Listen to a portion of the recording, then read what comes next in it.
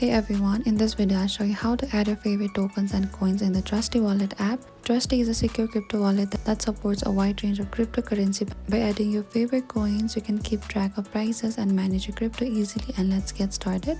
So first you need to unlock your phone and open the Trustee Wallet app, and make sure you already have downloaded.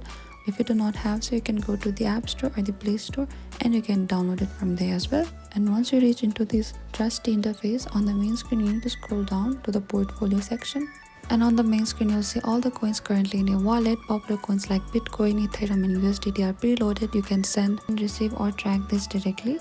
So you need to simply select one of the instruments. Here you can tap on the receive, send and track its balance. And once your favorite coins and tokens are added, you can now monitor their balance, prices and transaction all in one place. And that's how you add your favorite coins and custom tokens in Trustee Wallet. If this video helped you, don't forget to like, share and subscribe. And if you have any trouble or confusion, please comment down below and we will reach out to you very soon.